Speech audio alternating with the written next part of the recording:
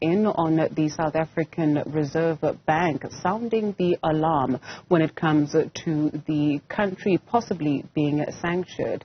We speak now to Khaya Sithole to explore what this looks like and the possibilities for the country. Thank you very much, Khaya, for your time this afternoon. So the central bank cautions that South Africa's financial system would be unable to function if its ability to make international payments in dollars was impeded. What would impede South Africa's ability to make international payments?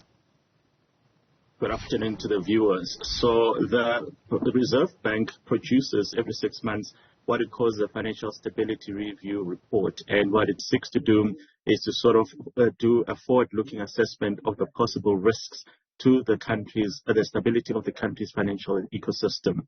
So what they have highlighted here is that in the absence of a resolution to the diplomatic crisis that has obviously been in the news lately relating to what happened in Simon's Town, if the United States, for example, were to then say, look, we feel aggrieved enough by the actions of the South African government that we want to invoke the sanctions regime that we have applied to other countries that have either been accused or seen to be in support of Russia, then that would mean that South Africa's biggest problem would be that its financial system is primarily reliant on its ability to access what we refer to as a SWIFT system.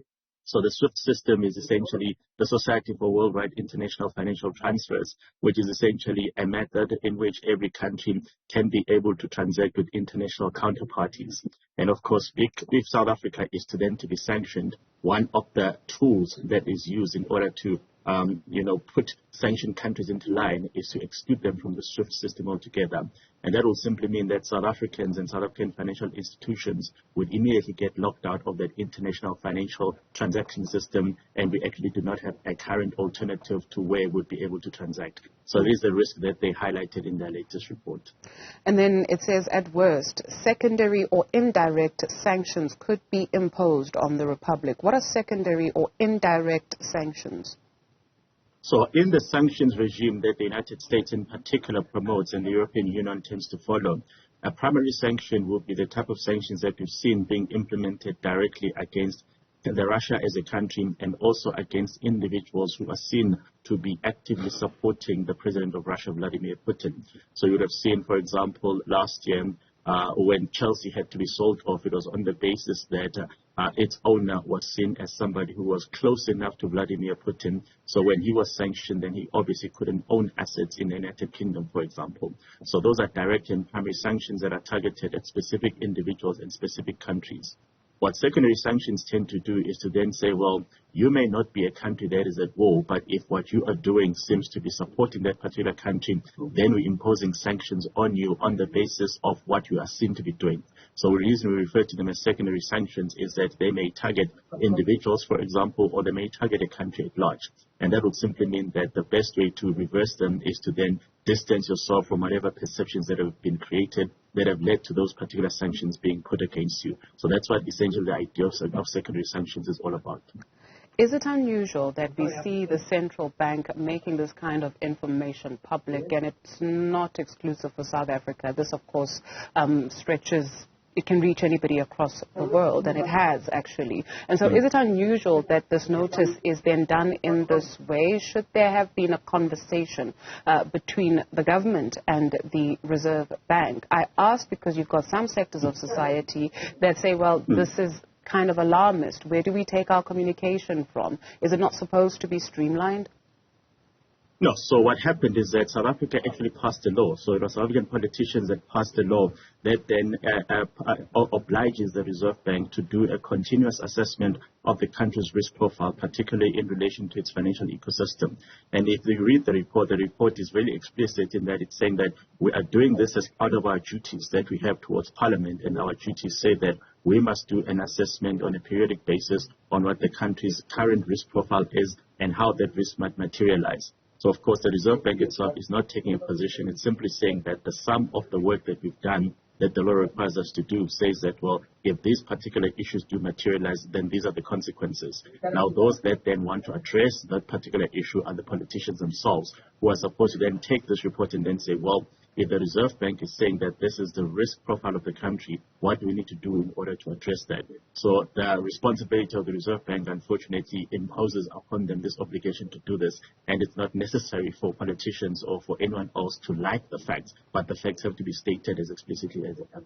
Fair enough. It is also said that South Africa has already fallen out of favor with many offshore investors, with foreigners currently holding 25% of local government bonds, down from as much as 42% in 2018. Why does this matter?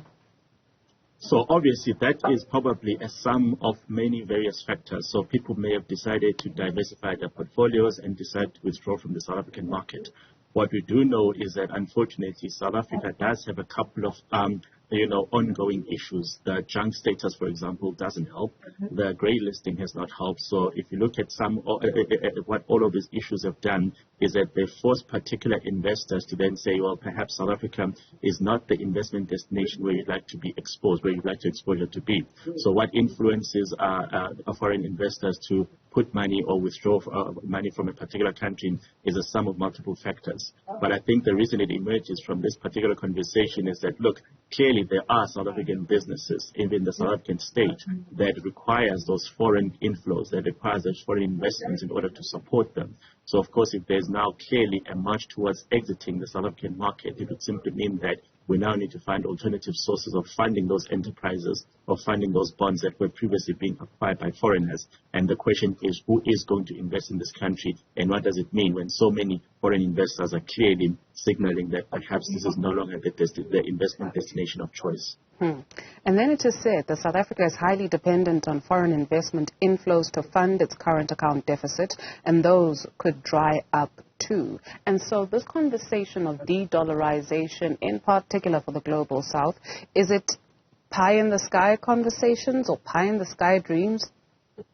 As far as South Africa is concerned, it's definitely a pie-in-the-sky conversation. We quite simply do not have the type of clout that would enable us to lead a conversation of that nature, because we are a remarkably small player in the global financial landscape. Countries that can champion a conversation of that nature are countries like Saudi Arabia, which has a good, which is obviously oil, which is so universally, demanded. It would then be put them in a position to bargain, to say, well, actually, we want this to be traded in a particular currency.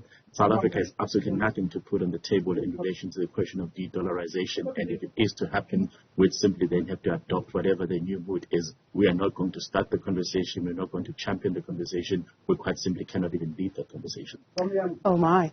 Independent analyst Khaya Sithole, thank you very much for your time.